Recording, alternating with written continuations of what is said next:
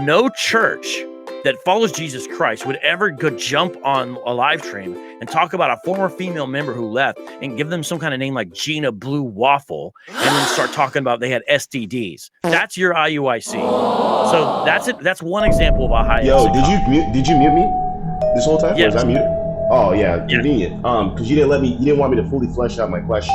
Tyreek, I brought your volume back up, so I'm allowing you to talk, but I had to get the response. You said, give me an example. You said, how do they make it high? I just gave you one. Now, there's many Christians others. do the same thing. But no, they don't. Show me a live stream. They have podcasts. Show me a live stream, Tyreek. Show me a live stream with someone talking about an ex-church member having an STD. You're a lie. You're a liar. It doesn't have to be STD. Listen, I don't really like to do this that much. But sometimes you gotta put a Sicilian in his place. Vocab, this is the end. John, thank you for your patience. And then I see I got Lindsay in there too. So don't worry, Lindsay, I'll get to you. All right, just got it. And then Tyreek, you're ahead of them. We'll work that out. Okay, Tyreek. And then you come back, I'll get you on. Oh, there you are. Okay. All right, Tyreek, let me turn up your volume to make sure I can hear you. 3, 2, 1, you're live. What's good, everybody? Hello. Can you hear me? Yes, sir. Okay, what's your perspective on the issue of cults and how to help people leave them and the definition and all that stuff that's been brought up tonight? Okay. Well, I mean, let's define cults, because we would have to agree that if the Hebrew Israelites, or if we're going to believe that IUIC is an cult, the whole Christian religion is a cult. Okay, why do you say that? Well, does not IUIC say, you must stay, you can't leave us, and if you leave us, you're going to... Yes. Right? Does not Christianity say the same thing? They say, if you leave the Christian church, if you leave the church, you're going to be destroyed. You can't leave us. You have to come back to Christianity. That's a cult. So let's look at the difference here. So there's an equivocation going on there, and what you said, equivocation is where you replace the definition of something in the middle of the discussion. So Christianity doesn't say if you leave this particular church, it says if you leave Jesus Christ. That's massively different than if you leave our particular group. Okay. Because every world religion would say you should stay in this world religion, for lack of a better word, because they believe it's a true system. That's just part of what worldview systems do. Okay. Saying don't leave Jesus is not the same as saying don't leave Nate. You've got to be able to see the difference there. Okay. I've heard bishops say, leave us, leave. We don't want you here, leave. That's what I've heard him say that many times to people. He said, you don't like it here? Get up and leave. So he's not in a cult. That's not a cult. And second of all, okay, hold on. That's a straw man. That's a straw man. You don't have to be forced with barbed wire in a compound for a group to be considered a cult. What a cult does is it creates such incredibly high, what are called exit costs. They create such incredibly high exit costs that you're fearful for leaving that particular group. So what is the high exit cost? Okay. What is the cost of leaving IUIC? Okay. What is it? Right. Okay. Are they gonna hold on. Are they going to hold on, you asked me a question. Hold on. Yes. If you remember, Vocab, chill, bro. Let me just get this out. No. You asked me a question. I'm going to answer the question. I didn't finish. Sorry. Flesh out. Yes. You got to let me flesh out. You said, what's the high exit cost? You got to let me flesh out my question. Example. When Gina Blue Vocab. They started calling her this guy right here, y'all. That which is for those who don't know, Blue Waffle is an urban legend. It's an STD that doesn't exist, but it's basically a way to say that. But it's a very gross fake STD, meaning it's not a real one. But it's gross in far as the urban legend entails that it does to your body. You muted me, didn't you? The point is, they automatically started doing that. They did a whole live stream. You see, this is what he does. He doesn't let me fully get out my thought. You know what I mean? They did this on these massive platforms and programs. No church that follows Jesus Christ would ever go jump on a live stream and talk about a former female member who left and give them some kind of name like Gina Blue Waffle and then start talking about they had STDs. That's your IUIC. So that's it. That's one example of a high. Yo, did you mute me this whole time? Yes. Or was I muted? Oh yeah, convenient. Because you didn't want me to fully flesh out my question.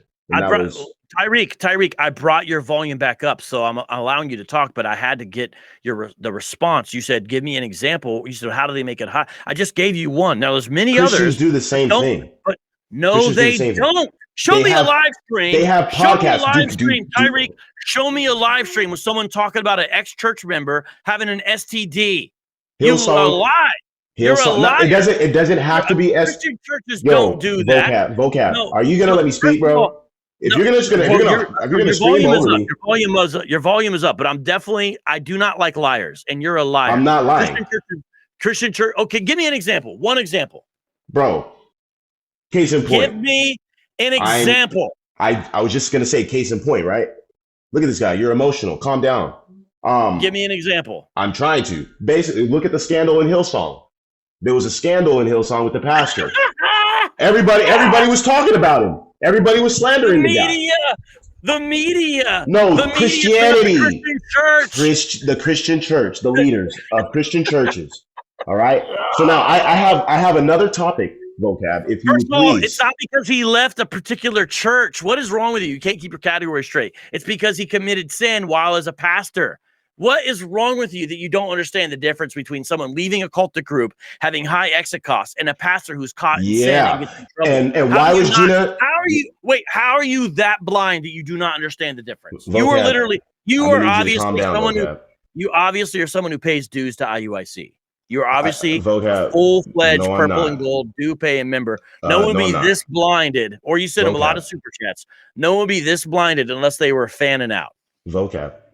Let's have a conversation. Let's have a conversation. I don't like liars, and I don't like liars. I'm not lying. So Gina Blue. Stop lying.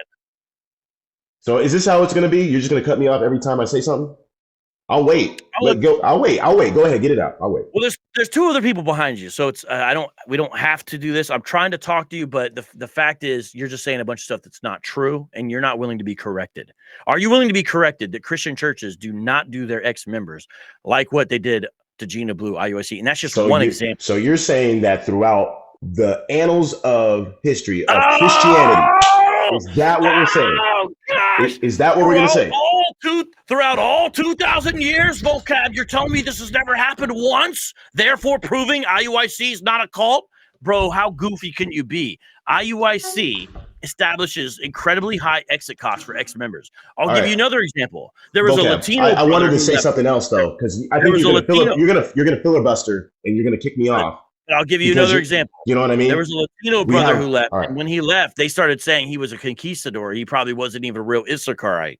So they basically removed. See, you know who it is. Well, you know does. Who it is.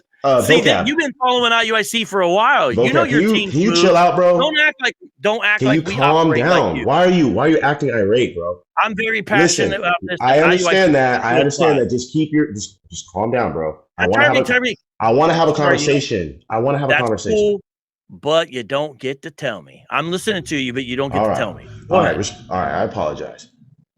To be fair, you know about this incident. You know about the conquistador. Are you a part of IUIC? No. We're talking about this is our community. So you see, you are on the outside.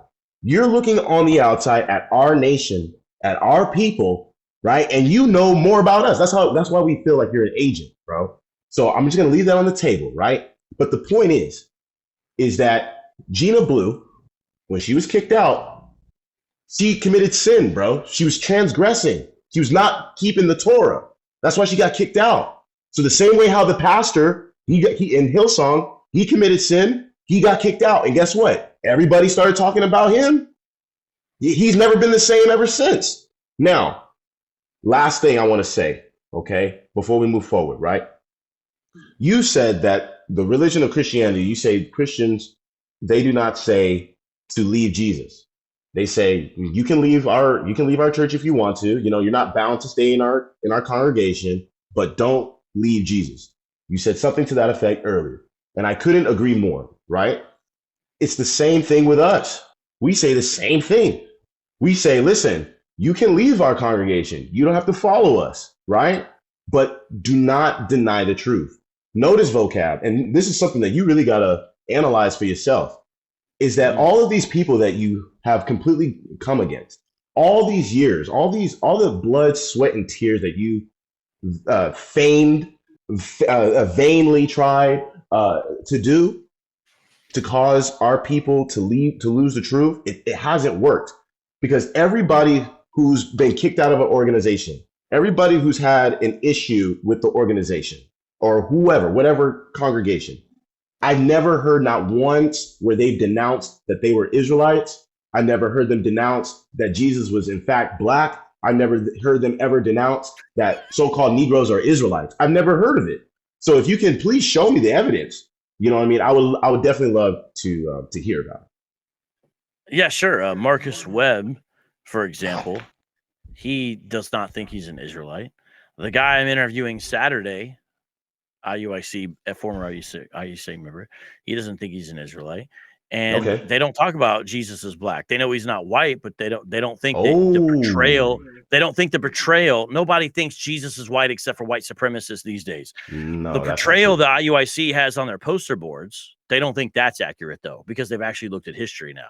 So what's interesting though. Notice how the two key things that you think are important for a person to retain when they leave your cultic group is that Jesus is black and that they're an Israelite. This shows how your group is a cult also by another definition, which is the definition of Christians, how they have defined heresy throughout the centuries.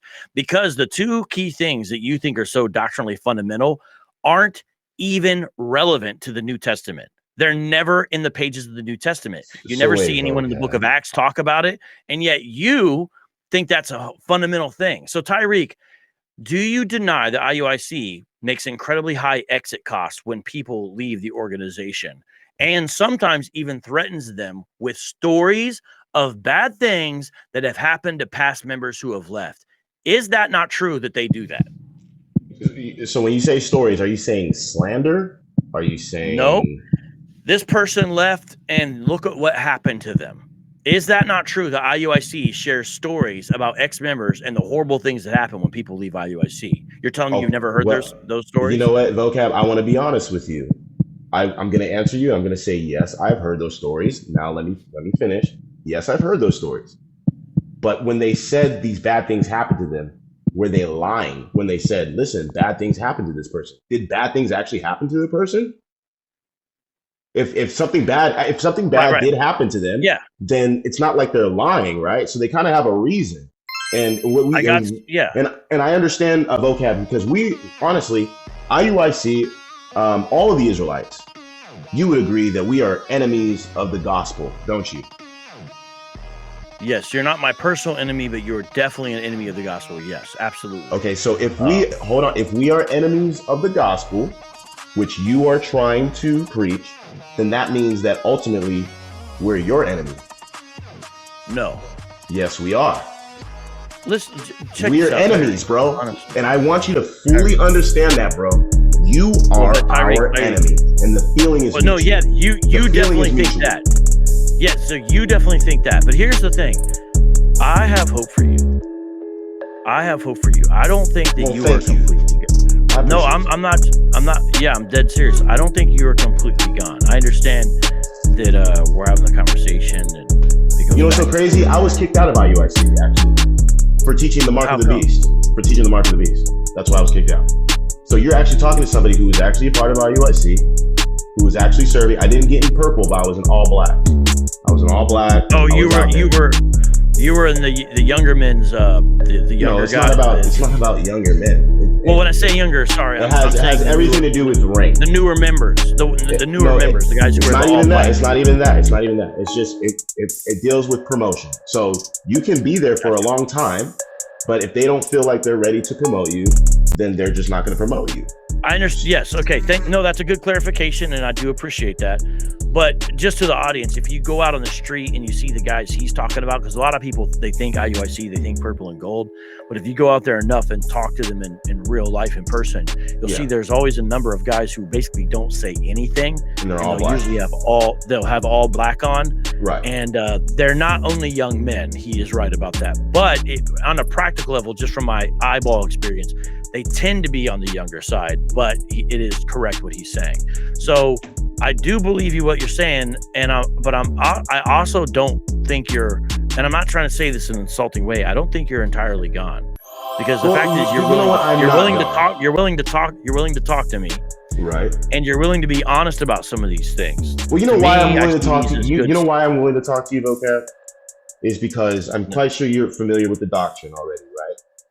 The doctrine, you already know what the scriptures say. Israel is scattered, right, to the four corners of the earth. And at the end of the day, it's going to be the angels who are going to be able to say, okay, your bloodline, you're not. Your bloodline, you're not, right? So what I have to do is, even though I freaking hate the fact that you come up against us, it very well could be because there's something that is tugging on your heartstrings. You have, for some reason, you have a love for my nation. Whether you would probably admit it. You're like, you know what? I do love black people. I love black people. I love Hispanic people. I love Native Americans. That's right. Yeah, that's why, right. And I know, right? And that's why you're like, you know what? I love you guys. I want to be just like you. I want to rap like you. I want to talk like you. I want your swag. I want everything. I want to wear the Kango like you, right? I want to be a part of your nation. Kango's not, just so you know, Kango's not a black thing. I get it. I'm poking fun. I'm being a little facetious, but I'm just showing. I am Sicilian. What do you expect? Well, here's the thing. And how much do you know about Sicilian history? Here we go. Oh, they've been conquered by everybody.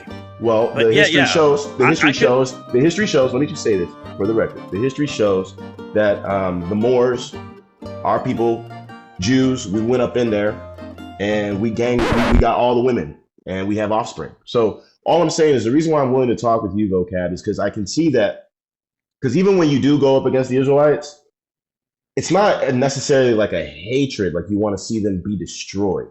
I can see that. You don't wish death on my people. No. There are some people out there, there's others out there that wish us harm. And I think that you're misguided, and I think that one day you will come to the light. And before I go, I just want to ask you one Bible question, and I just want your sincere answer on this. All right. No. And then I see you, Lindsay. I'll get to you in just a second. Go ahead. Jeremiah, Prophet Jeremiah, chapter 25.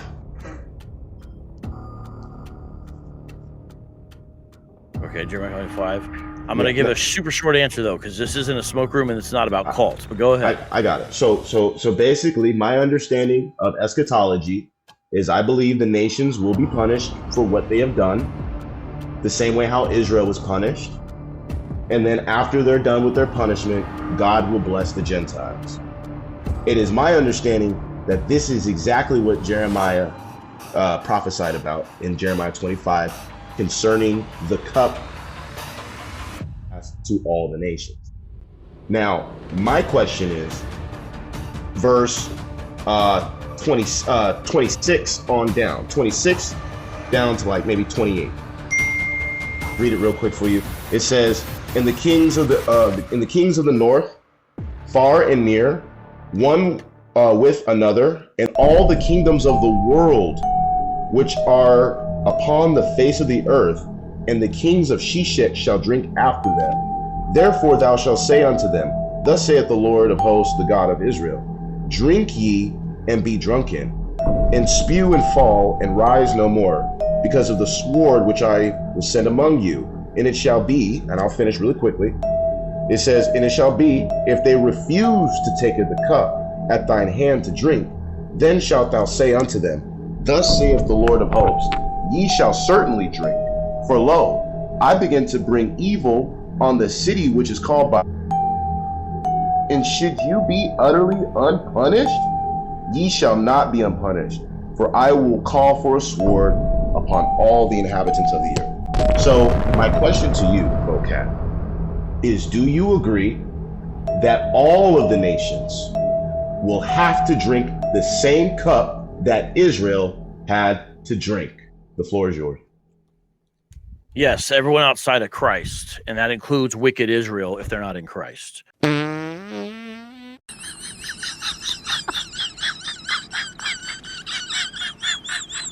that was horrible. That was horrible. Here we have Lindsay who's been patient. That was horrible. Oh my God.